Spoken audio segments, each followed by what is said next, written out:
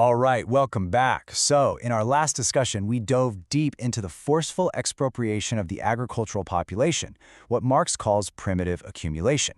This process created this huge mass of people who are suddenly freed from their land and their way of life. Which of course brings us to the central question of Chapter 18. Now that they've been torn from the old world, how exactly were they disciplined for the new one? To really get what the state did next, we first have to understand the massive social crisis that this whole expropriation created. You suddenly have this huge population that's not tied to anything, not the old feudal system, and not yet the new wage system either. When the feudal bonds were dissolved and the enclosures happened, it wasn't just about shuffling property deeds around. It completely shattered an entire social order. This created a vast, unattached population, a proletariat in the truest sense of the word, with no land, no tools, and no community to rely on. And here's the pivotal problem. These people, who were kicked off their land, couldn't just be absorbed by the new manufacturing sector, which was still just getting started. So you have this huge mismatch between how fast people were losing their land and how fast industry could actually hire them. This created a whole new social problem. So, as Marx shows, this new class of proletarians, well, they weren't used to the strict discipline of a workshop. Out of sheer necessity, they were transformed into a massive group of beggars, robbers, and vagabonds. They became a masterless population, which was a huge threat to the social order because they didn't follow the old rules of feudalism, but they hadn't yet learned the new rules of capital. Now, the rising bourgeois class and the old aristocracy, they weren't just going to sit back and hope this new class of people would just figure things out. No way. They responded with the full, concentrated, and highly organized power of the state.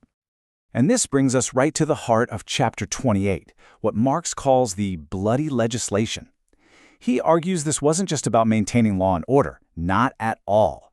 This was a sustained, terroristic campaign with one very specific goal: to violently discipline these expropriated people into accepting the routines and the authority of the wage system.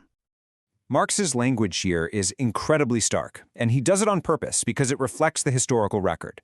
He sees these grotesquely terrible laws not as some unfortunate necessity, but as the actual violent forge that was used to hammer out a brand new kind of person, the modern wage laborer, who had to be forced into a new kind of discipline.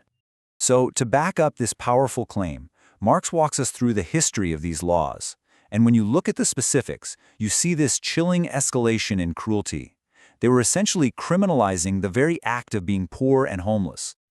Just look at the progression here. Under Henry VIII, the punishment is a savage whipping. A few decades later, under Edward VI, it escalates to actual enslavement. By the time Elizabeth is on the throne, they're adding permanent branding to the mix. The state was systematically and violently slamming every other door shut, leaving only one option: go work for a wage. This escalating scale of punishment shows you the cold, hard logic at work. The first offense of just being a vagabond got you whipped. A second time could mean mutilation and slavery, and the third, you were simply executed. This whole legal framework was engineered to make selling your labor the only possible choice for survival. So this entire history of explicit state violence is what allows Marx to build a fundamental critique of the central figure in capitalist ideology, the so-called free worker. This history completely deconstructs that foundational myth of a voluntary contract. Where liberal ideology sees a worker who freely chose to sell their labor on an open market, Marx's analysis shows a brutal two-step process. First, you're violently freed from your land, and then you're forced by equally violent laws to sell your labor. The market didn't just emerge naturally, it was created through state-sponsored violence. And the ultimate goal of this centuries-long process was ideological. The endgame, as Marx argues, was to create a working class that eventually just accepted its dependence on wages, not as something that was historically constructed and brutally forced on them, but as a self-evident law of nature, like gravity, or the sun rising in the east. But look, creating a disciplined workforce that's willing to sell its labor, that's only half the equation for the new capitalist class, right? The other, equally important half, was making sure that this labor could be bought cheaply enough to actually generate a profit. So at the same time as all these laws against vagrancy, the state was also directly intervening in the labor market itself. Get this, for nearly 500 years, there was legislation on the books with the explicit purpose of regulating and suppressing wages, keeping them low.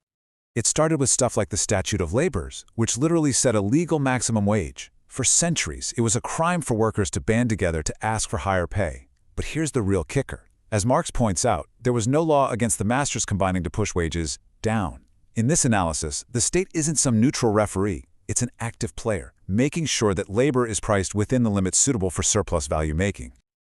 So this whole brutal history lets us finally pull it all together. Primitive accumulation, it turns out, isn't a single event. It's really a dual process, one that gives birth to the two main classes of this new era. Think of it like a two-sided coin. On one side, you have state power cutting the producer off from their means of production, which creates the proletariat. And then on the other side, that exact same state power disciplines this new class and legally keeps its wages down. So primitive accumulation is the historical process that forges both the wage laborer and the very conditions that allow for that laborer to be profitably exploited.